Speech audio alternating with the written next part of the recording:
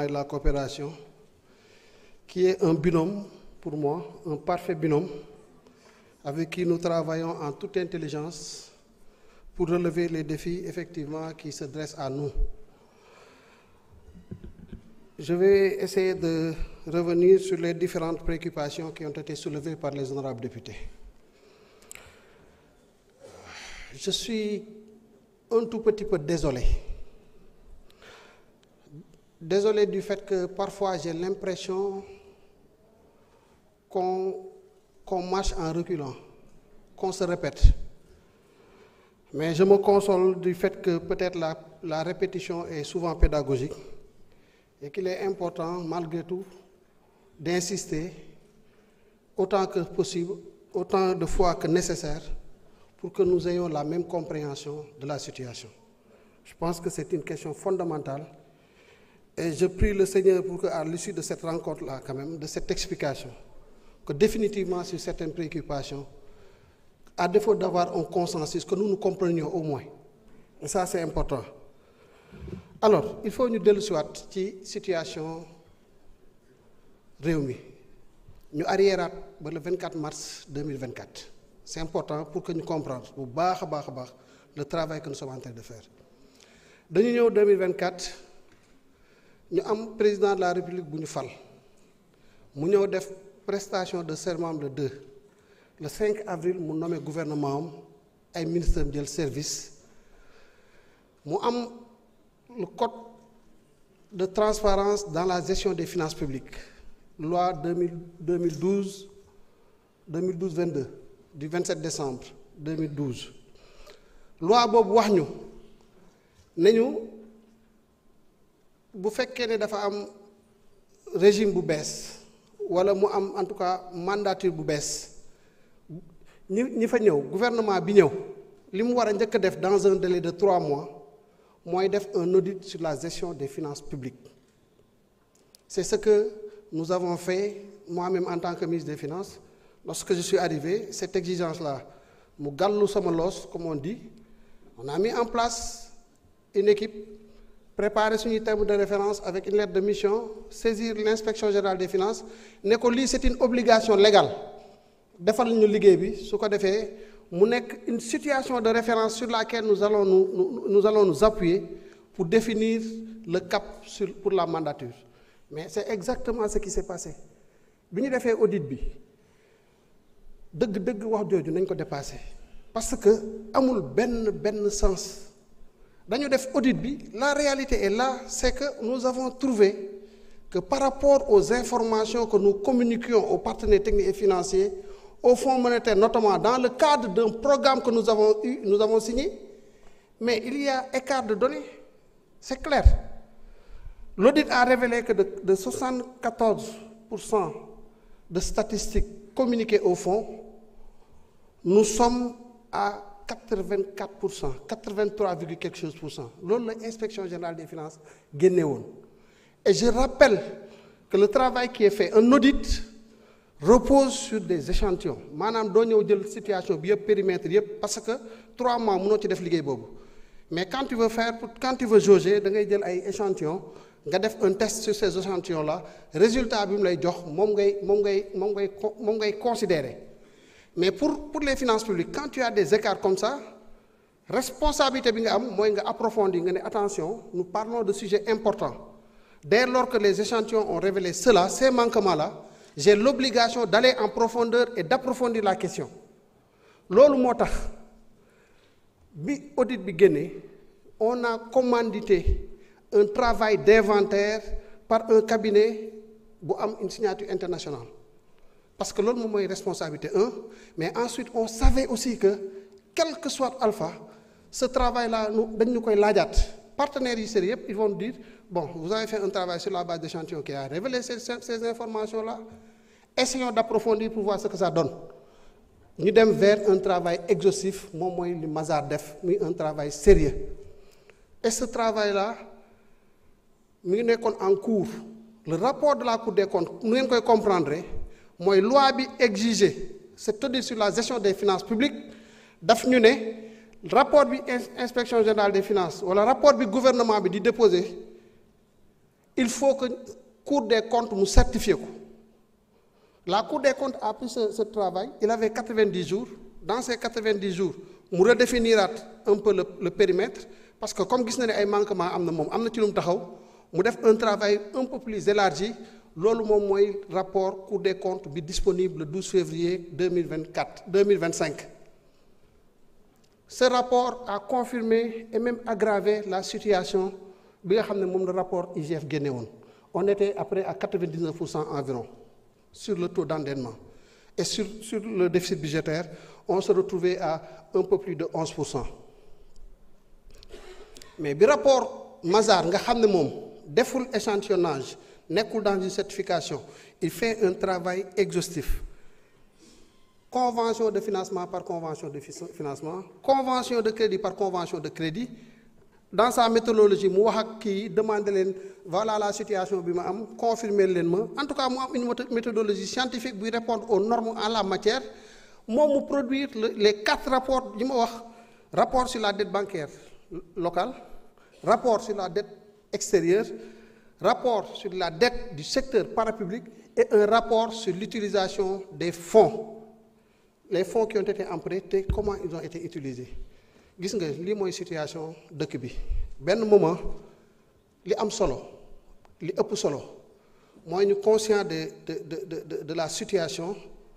des manquements qu'il y a eu et qu'on s'engage en toute responsabilité à corriger ces manquements-là. Mais ci loolu lañ nekk moo tax démb ma doon wax ne liggéey bu sérieux la. Heureusement le Sénégal a ce qu'il faut en termes de ressources humaines. Am nañu ay lépp lu ñu soxla pour travailler corriger point par point am nañ ko, et c'est sur cette base-là que nous avons nous-mêmes écrit une correspondance adressée à la direction générale du Fonds monétaire international à la date du 28 février def une lettre bu wane ne on avait un programme avec le fonds, il y a eu des manquements, voilà la nouvelle situation, nous confirmons qu'il y a eu manquement dans les informations qui sont transmises. Et voilà la nouvelle situation. Mais voilà une matrice de mesures de réforme boo xam ne bu ñu ko doxalee préoccupation yi ñu soulevé yëpp te mu andi ñu ci difficulté yi non seulement dinañ corriger la situation mais dootuñ ci amati parce que dinañ mettre en place un dispositif qui nous évitera de retomber dans les mêmes travers. Ce travail-là a été fait et c'est le point de départ des négociations avec le Fonds monétaire. On travaille avec le Fonds depuis lors, ñu challenger de discuter de toutes les questions. Sur les chiffres, c'est derrière nous. On s'est accordé. On a définitivement clos ce débat sur les chiffres. Lan moo ci des ñu négocier un nouveau programme. Pour négociation d'un nouveau programme dafa am ay problématiques yu importantes yoo xam ne il faut ñu teg ko sur la table ci yooyu la ñuy discuter te pour redresser le programme dara jiituwu si l'endogénéisation de nos revenus de nos ressources. Mooy lan mooy ne balaa nga naam ne fa te li ngay jéggaani da nga war a fexe ba am ci yow ba liggéey ba amal ko sa bopp ba nga xam ne li ngay jéggaani su mënta ñàkk tam du bari. Loolu moo andi le plan de relance économique et sociale. Et ce plan de relance dafa am un volet recette parce que le budget je l'avais dit et je le répète encore, budget coow li ko waral lépp ñaari mbir la. Kenn ku nekk mun nga jàppe sa bopp ne yaay Sénégal ci sa kër pour nga doxal sa kër da nga am ay revenu moo xam da nga am salaire teg ci ay am produit de location am kër booy loué wala appartement booy loué wala nga am benn tool boo xam ne yaa ngi ciy jëlee dara wala nga am benn activité daal boo xam ne en plus de ton salaire ou de ta source principale de revenu loolu am na leneen lu mu lay apporter. Ñaar yooyu boo ko boolee moom mooy bloc recette bi nga xam ne moom mooy l'une des composantes du budget. Ndax pour mu leer soo amee ay recettes ba pare say revenu nga ne man lii laa am nga ne man nag léegi kon naka laay dundee bu dee état naka lay dundee mooy première rubrique de dépense mooy les intérêts de la dette damay leb il faut ma fay sama bor donc intérêts yi mooy ñëw ci budget partie charge yi première rubrique parce qu'il y a aussi un ordre de priorité dans l'exécution de la dépense. Deuxième rubrique nga ne mooy sama masse salariale masse salariale mooy fonctionnaires yi ñi liggéey ci ainsi de suite lan lañ leen di fay après mu am nag les autres dépenses de fonctionnement encre oto bureau table papier ordinateur ainsi de suite loolu moom mooy dépenses de fonctionnement yi avec les séminaires les carburants. Voilà les 3 premières rubriques du budget qui constituent les dépenses de fonctionnement. Tout ce qui reste, à part les transferts mooy lan transfert courant mooy dañu am ay agences ay entreprises ay d'autres entités du secteur parapublic yoo xam ne état bi dafa am lu mu leen war a jàppale sous forme de subvention pour ñu fonctionner ñu war leen ko transférer pour le fonctionnement moo tax mu tudd transfert courant ñu dugal ko ci fonctionnement yi. mu des pour l'investissement, c'est les investissements qui sont exécutés par l'État central, l'État, titre 5, et les investissements qui sont exécutés par les autres entités du secteur parapublic, ñu tuddee ko transfert en capital. Investissement là, mais en réalité, du point de vue budgétaire, dañ koy envoyer aux agences, aux établissements, aux entités qui bénéficiaires sous forme de transfert, moo tax ñu tuddee ko transfert en capital. Pour mu leer, lii mooy budget. Voilà les recettes, voilà les dépenses. Mais un budget, il n'est pas équilibré, ou il est très rarement équilibré. Bon. Les budgets de nos pays ne peuvent pas être équilibrés. Il y a tellement de choses. Écoutez Médina Yoro Foulah, quand le représentant de Médina Yoro Foulah vient ici pour parler. Mais ça yaram day daw parce que c'est des Sénégalais, samay mbokk lañ bokk ñeneen ak ñeneen. Écoutez les gens de Salémata quand ils parlent, de Saraya, de toutes les localités qui sont presque oubliées pendant presque maintenant 65 ans de régime. Il faut faire des choses et il faut un déficit budgétaire. Mënut a ñàkk déficit budgétaire, c'est dans l'ordre normal des choses. Maintenant ce déficit budgétaire là moom nga amagul loo koy lijjantee da nga ko war a financer mooy sa bor bu jiitu bi nga war a assumer mais dafa war a am nu mu toll. Pour mu bañ la sonal parce que nit ku nekk xam nga li nga mën ak li nga antan doo am salaire u 300 500 mille ngay dem xalaati ay bor di 50 millions foo koy fayee noo koy fayee voilà la problématique coow li kon il faut ñu concentrer ko ci loolu c'est le déficit budgétaire et toutes les autres rubriques bii ñëw ci financement parce que dafa am lu ñu tuddee partie financement du budget. Financement nag bu génnee leen ci recettes yi bu ngeen fàttalikoo recettes yi jàll na donc le financement ne porte pas sur les recettes budgétaires ne peuvent pas être considérées comme éléments du financement. Les recettes budgétaires sont absorbées dans le déficit budgétaire, dans le calcul du déficit budgétaire. Recette amatu fa donc le financement comment il se fait sur le marché ngay dem looy financer dafa am solo boo fàttalikoo ci bi may wax ci dette bi partie dépense dama ne intérêt bi rek lañ fay jël. L'amortissement du capital, il vient en bas dans le financement moom mooy principal bi nga leboon naka nga koy fay léegi nag ñun on n'a pas de problème de déficit budgétaire nous avons un problème de remboursement de la dette de refinancement du capital xam nga ba xam ñi ngi comprendre bu baax li ñuy wax c'est très important léegi nag loolu ñuy rembourser loolu ngay rembourser ay bor la woon boo xam ne dañ ko contacté woon nga fekk ko fi et tu dois l'assumer en vertu du principe de continuité de l'État mu nekk plus de 4 000 milliards regardez la qualité de notre déficit budgétaire nous avons un déficit budgétaire 2026 de 1245 milliards,6 n'est-ce pas loolu moo nekk seen document yi leen jox considérez que les investissements financés sur ressources externes se chiffre à 1209,1 milliards, je crois, quelque chose comme ça, mais en tout cas 1209 milliards. C'est-à-dire que les investissements que nous réalisons sur ressources extérieures, suñu déficit budgétaire bi tuuti la ko ëppee donc ça montre que ñun suñu déficit il sert à financer des investissements et des investissements bien financés parce que les financements sur ressources extérieures sont des financements concessionnels pour l'essentiel. Kon wax bi jeex na nous n'avons pas un problème de déficit budgétaire parce que nous avons un déficit budgétaire qui finance des investissements et dans des taux de financement dans des conditions de financement appréciables acceptables les meilleures possibles sur le marché coow li jeex léegi lan mooy suñu problème gars yi bàyyi nañu fi loo xamante ne nii faw ñu assumer ko 4000 et quelques milliards bàyyi nañ ñu fi ay arriérés yoo xam ne faw ñu fay ko parce que on ne peut pas laisser nos entreprises suñu jàmbaar yi tout ce qu'on a dans le secteur du BTP et autres ñu liggéey loo leen fayuñu leen on s'est dit on va les prendre en charge fan lañ koy dugal ci partie financement bi comme opération de trésorerie en plus des OPEX mooy les opérations yi armée di def à l'étranger ainsi de suite voilà notre besoin de financement bi bu rëyee wax dëgg yàlla je l'ai dit hier nous sommes à 6075 milliards c'est important comme besoin de financement man mu fàttali leen ne 2025 nous sommes à 5700 milliards sans l'accompagnement des partenaires classiques et te ñafe nañ ko ba toll fii tout se passe bien on arrive à gérer parfois tant bien que mal parfois c'est difficile mais c'est normal c'est normal nous sommes dans une situation difficile et il ne faut pas qu'on se voile la face on ne peut pas se voiler la face la situation est difficile mais nous avons les moyens de gérer ça comment foofu la wax di nekk foofu la ñu war a xalaatee pour génner les solutions et madame Diack Anta Babacar Ngom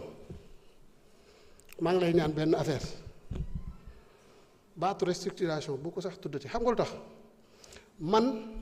si le Sénégal était dans une situation où on devait parler de restructuration man je ne me voilerai pas la face dama naan la situation est compliquée allons dans le sens de la restructuration parce que c'est la solution mais nous ne sommes pas dans cette situation-là et je veux être clair net et précis pourquoi quand tu es dans une situation tu regardes toutes les solutions yi nga am toutes les solutions qui s'offrent à vous à partir de ces solutions tu cherches un indicateur de différenciation des solutions un indicateur de différenciation ici c'est le coût d'opportunité de l'instrument que tu veux utiliser pour la solution est-ce que tu as évalué le coût d'opportunité de la restructuration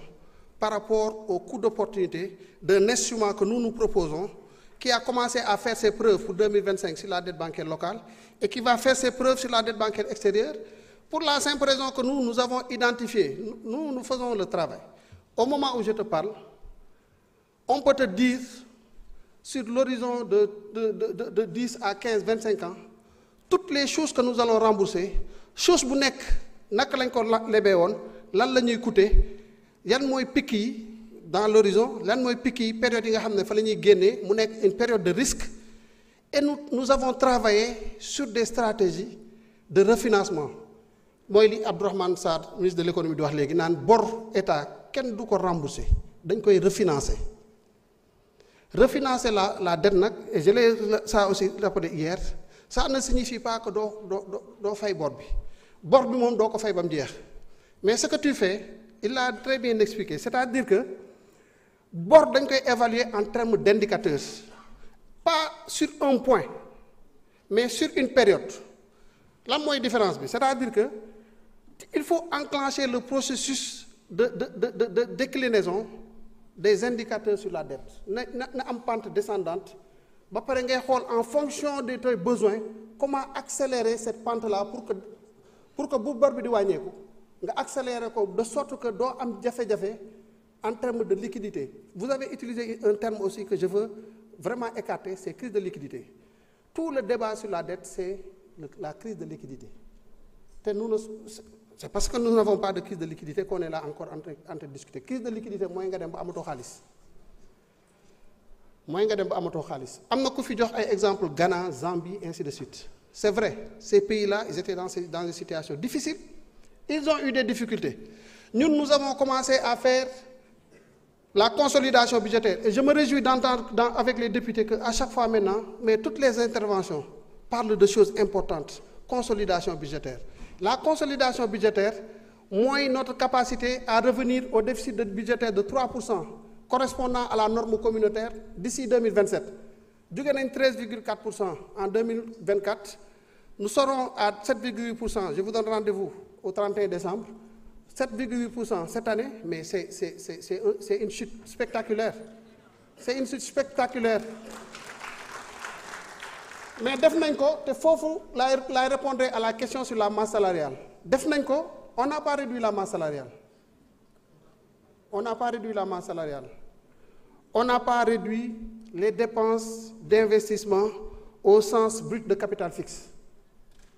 au sens brut de formation brut de capital fixe laalu ñu maanaam investissement bi nga xam ne dafa am njëriñ fi ñu ko defee mooy dañoo xool toutes les rubriques de dépenses yi nga xam ne am na fa des dépenses superfétatoires wala des dépenses yoo xam ne ce n'est pas à un ordre de priorité tel que bu ñu ko deful Sénégal day éclipsé wu ñu ne dépenses yooyu mën nañ ko jël xool feneen fu ñu ko dugal foo xam ne moo ëpp solo pour réew mi te duñu gàllankoor ci suñu stratégie bi ñuy def voilà le travail que nous sommes en train de faire léegi nag lu ñu ciy jàppale mooy il nous faut des recettes il nous faut des recettes parce que li ngay jëfandikoo boo ko jëlewul sa poche da nga koy lebi te toll nga ci leb foo xamante nii doy na waar yaa ko waxal sa bopp moo tax ñu xool presse te presse bi les recettes du presse là bu ngeen xoolee waxoon naa ko fi c'est vrai am na ñu jàpp ne c'est très ambitieux nous-mêmes nous sommes fixés des garde-fous pour éviter que problème bu ñëwul mu andi ñu jafe-jafe mooy ñu ne nañ ko exécuter comme ni ñu daan def avec les réserves de précaution technicien budgétaire yële xam nañ baax li may wax mooy ne da ngay sceller recette bi da nga koy constater d'abord avant ngay exécuter la dépense fléchée lu tax ñu jël garde-fou yooyu c'est pour éviter justement que suñu stratégie de consolidation budgétaire bi ñu fixé suñu bopp dara di ñu ko yàqal wala di ñu détourner ci objectif important yooyu voilà comment on a réfléchi sur les presses mais recettes yi du ay recettes yoo xam ne dafay ñëw alourdir la charge fiscale des entreprises et ça il faut que ce soit très clair dañu ne mukk mi sonal na Sénégalais yi parents yëpp bëgguñu seen doom tux mais ñi koy def ñu ci bëri bëggatuñ ko mais y a une dépendance qui fait que vraiment dañuy continuer di ko def quoi ñu ne mais kooku nga xam ne moom li muy def bëgg ko nañ ko décourager par la fiscalité 20% sur en tout cas rehausser la taxation du tabac sàngara bi ñu dóor parce que bu ñu sañoon aussi de mooy nit ñi di yu mel noonu nga xam ne baaxul pour la santé publique baaxul pour les Sénégalais ñu décourager ko ñu relever le niveau de taxation yamuñ foofu ñu ne les jeux de hasard xale yi naar bi tout le monde yéen fii yéen a ko fi wax carte bi ñu ne carte bi dañu dóor on peut ci gain wu joueur bi dañ ci jël xëy na sax nañ ci amaale tuyaaba yàlla gën ci barkeel Sénégal parce que ndongo daara sa ñoom suñu mal xam nañ innamal xamra wal maysara ak yooyu yëpp mu lim rijsun min amali seytaani fajtanibuuhu yooyu yëpp alxuraan lim nañu ko nañu lii moom nañ ci yàlla musal kii ñu profité aussi nag donte nous ne sommes pas un état islamique je le dis en riant un peu parce que c'est un peu trop sérieux là ñu ne nañu fexe ba loolu ñu am ci dara pour defar suñu Sénégal pas pour autre chose ces recettes là ne vont pas tomber dans les poches de Abdourahmane Sarr ni dans les poches de Cheikh Diba encore moins dans les poches de Ousmane Sonko c'est des recettes qui vont servir à quoi? À financer le réseau gazier du Sénégal. C'est des recettes qui vont financer le Préferlo. C'est des recettes qui vont financer le second pont de Ziguinchor, qui vont financer les 30 000 logements, et ainsi de suite, tous les projets que vous allez retrouver dans le cadre de ce projet de budget 2026 que nous vous présentons. Voilà, mais pourquoi les recettes? Et pour vous apaiser, il y a un mécanisme que nous avons mis en place pour que bu fekkee ne am na sax ay problème ci recettes yooyu que ñu bañ a quand même détourner wu de notre stratégie de consolidation budgétaire. J'ai été un peu long sur cette question-là, mais il fallait vraiment encore expliquer pour que nit ñi comprendre ñun lan la ñuy def lan la. Rationalisation des dépenses yi nag ñu ngi ci on l'a commencé ñu ngi commencé bàyyiwuñu benn rubrique. Ce que nous avons fait sur la dette bancaire locale en termes de gestion active de la dette mooy waxoon naa ko fi honorable ay tatal fàttali na ko sànq mooy ne man dama ñëw rek j'ai reçu 1000 correspondances des différentes banques pour nous dire vous nous devez 100 milliards vous me devez 150 milliards vous me devez 200 milliards mais yàlla sedd na ne ñun fi ñu nekk nii boo dul góor da ngay daw fi ñu toog ni di liggéey nii ku fi toog boo dul góor da ngay daw parce que loolu la mbir bi laaj c'est des 100 milliards c'est des 200 milliards c'est des 150 milliards qui te viennent de partout ngay téye affaire yi gars yi di wax fii di wax fële mais avec sérénité tu essaies de définir mais comment je vais appréhender cela l'idée des APE sax ak traitement de cette partie de la dette bancaire locale ñu def ko ci APE yi loolu moo ko andi c'était quoi d'accord venez amenez tout ce que vous avez nous sommes sur les marchés monétaires financiers et tout pour lever des ressources andil titre yi andil li ñu la ameel ñu waxtaan ñu trouver un moyen de refinancer cette dette-là dans le cadre d'une convention ñu rallonger les maturités discuter éventuellement des taux nga participer ci souscription bi ñu jël une partie de la dette après on te donne des titres refinançables et toi tu nous donnes encore du cash pour nous permettre aussi de fonctionner voilà en somme ce que nous avons trouvé. Demandez à l'association professionnelle des banques et autres établissements financiers. Ils nous ont adressé une lettre de félicitations pour apprécier le travail qui a été fait sur cette question-là. Et nous allons continuer. Sur la dette aussi, voilà ce que nous allons faire. Je suis désolé, il y a des choses sur lesquelles je ne vais pas revenir. Parce que aussi, quand il y a une stratégie que tu déroules, Fonds monétaire, c'est ce qu'il est en train de prendre en compte dans son modèle pour nous revenir. On échange par visioconférence, on échange sur les critères, sur les conditions et tout. Mais nous savons ce que nous voulons faire, nous avons des instruments. Ce qui nous différencie des pays dont on a parlé tout à l'heure, c'est que nous avons la chance d'évoluer aussi dans un marché régional que nous partageons avec d'autres pays. C'est le pays de l'UEMOA.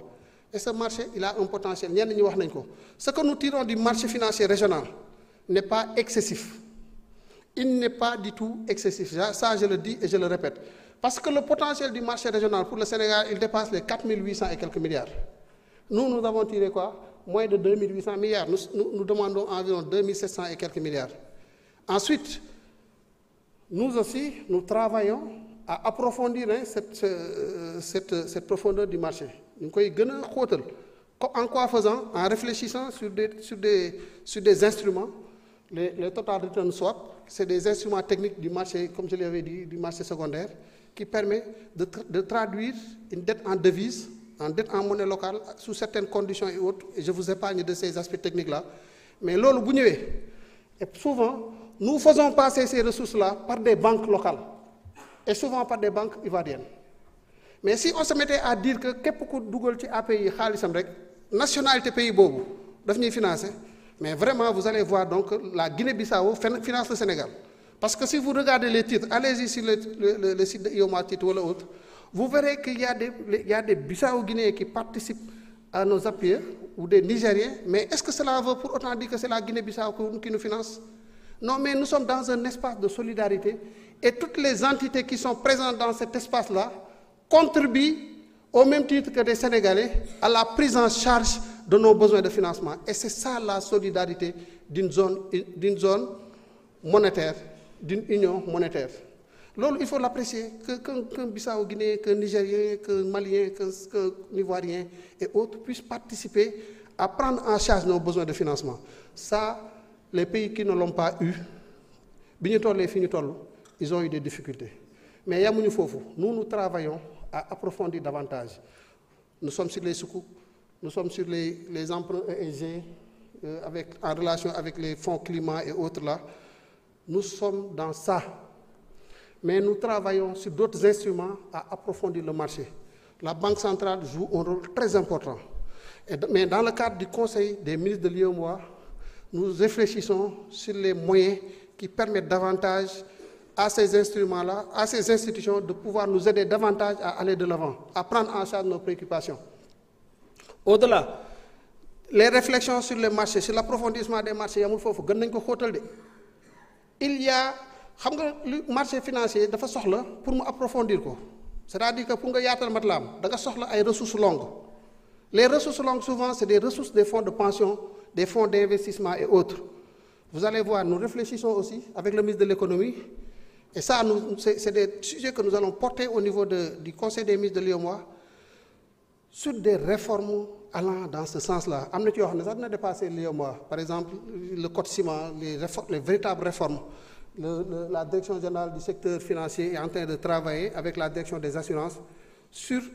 une offre de ce point de vue-là que nous pourrons porter, que nos autorités pourront porter aussi au niveau de ces institutions pour nous aider à améliorer les possibilités de percevoir des ressources. En attendant, foofu laa yem am nañu ay scénarios ay schémas que nous allons dérouler mais dafa am loo xam ne on ne le dit pas parce que truc ku ma si wéetal mën naa la wax dans le détail ce que nous voulons faire de ce point de vue-là mais boo nekkee ci yenn yi bette bi dafa baax parce que mooy tax sa solution bi nga am nga tirer ci le maximum qui te permettent d'avancer. Voilà en tout cas sur ces questions. Sur le taux de pression fiscale, vraiment, ne vous inquiétez pas. J'ai proposé, Abdourahmane Sarr est là, au Conseil des ministres de l'UEMOA, que nous changions l'appellation de taux de pression fiscale. J'ai discuté la dernière fois avec le directeur général du budget et il me disait, mais on peut l'appeler taux de prélèvement fiscal. Parce que ce n'est pas une pression en réalité. Le taux de pression fiscale, moi, là, ce total recette, si on compare avec ce PIB, ñaata la 18%. Le Sénégal est le premier pays de l'espace UEMOA en termes de taux de pression fiscale. Nous sommes à 19, quelque chose pour cent. Avec le presse, nous allons passer à 23% parce qu'il y a une manne importante qui va venir, qui va venir impacter un peu les recettes. Et donc, bon, c'est vrai que le rebasing va aussi impacter, comme disait l'autre. Et j'en profite pour dire effectivement que dans la préparation du budget, nous avions essayé d'anticiper un peu sur le rebasing. Mais lu ñëwagul xamugoo ko mënoo ko anticiper ba am ko totalement. Il est clair maintenant effectivement qu'à partir de ce moment, on va ajuster certains indicateurs en tenant compte des évolutions budgétaires issues de l'activité de rebasing. Le taux de pression fiscale, waxoon naa ko en commission, bu ñu ko jaawale ak yeneen indicateurs comme le taux marginal effectif d'imposition. Le taux marginal effectif d'imposition, li ngeen di ragal ci TPF bi, ci taux de pression fiscale bi, TMI bi mën na la ko jox. TMI bi moo lay wax tey booy investir 1 franc supplémentaire lan la ci fiscalité bi di impacter. C'est l'impact de la fiscalité sur le franc supplémentaire investi. Kooku nag c'est un bon indicateur qui va te permettre de dire que, écoute, attention à la fiscalité parce que loo ci tegati tu décourages l'investissement ou tu décourages tel ou tel autre indicateur macroéconomique. Alors, l'impôt sur les ressources extérieures, 269 milliards. Honorable Thomas Faye wax na ko sànq, il se posait des questions. Pourquoi distribuer wuñ ko sur les lignes de recettes du document voies et moyens? Il a raison, on ne l'a pas fait parce que lu tax d'abord 269 milliards. Les ressources extérieures dañ ne ci texte bi koy organiser bu ñu koy def du ñu exonérer financement bi. Nous exonérer projet bi mais la partie fiscalité est prise en charge par l'État et l'État prévoit dans son budget le montant correspondant. État bi nag 9 milliards la daan def wala 10 milliards mu créer benn accumulation de dettes. Aujourd'hui nous sommes en termes d'arriérés sur les taxes de 250 milliards. On s'est dit il faut que nous mettions en place un dispositif d'appurement de ces montants-là. Moo tax on a prévu cette année au lieu de 9 milliards de l'année dernière 269 milliards dont les 100 milliards vont servir à prendre en charge une partie des arriérés et les 169 milliards vont être destinés à la prise en charge des investissements pour sur l'année 2026. Sur le PLR, le projet de loi de règlement, je pense que l'honorable député Aïb Dafé a bien répondu. Pour 2024, déposer conformément aux exigences, aux exigences réglementaires et législatives, déposer à l'Assemblée nationale, déposer à la Cour des comptes avec le SEGAF, le compte général des opérations financières de l'État. Vous avez 5 à 10 minutes de plus. Allez-y. Le CAO, le compte administratif de l'ordonnateur, ainsi que les rapports annuels de performance. Vous déposez l'inco. Ils ont, d'ailleurs, pour 2024, d'ailleurs, la Cour des comptes a tenu plusieurs séances avec les équipes du ministère des Finances. La séance contradictoire a été organisée le 11 novembre dernier. Et d'ici à la fin de l'année, certainement, ou dans les meilleurs délais, la Cour des comptes transmettra certainement à l'Assemblée nationale le rapport sur l'exécution des lois de finances et la déclaration générale de conformité, en même temps qu'un rapport sur l'exécution un rapport d'observation sur les rapports annuels de performance. Donc voilà ce que je voulais dire à ce niveau. Et en ce moment-là, l'Assemblée nationale pourra convoquer le ministre des Finances pour qu'on discute des résultats. Mais pour 2025 moom pour 2024 en tant que tel boobu moom wax dëgg yàlla mënuñ ko déposer te ñu xam ne ñun les données ont varié ñu am responsabilité def une mise à jour de ces données avant de déposer. C'est uniquement ce qui fait que nous ne pouvons pas le faire, mais nous travaillons à faire cela. Et maintenant, par rapport à la publication des rapports, vous savez, on peut réfléchir sur peut-être en relation avec le cabinet Mazars, comment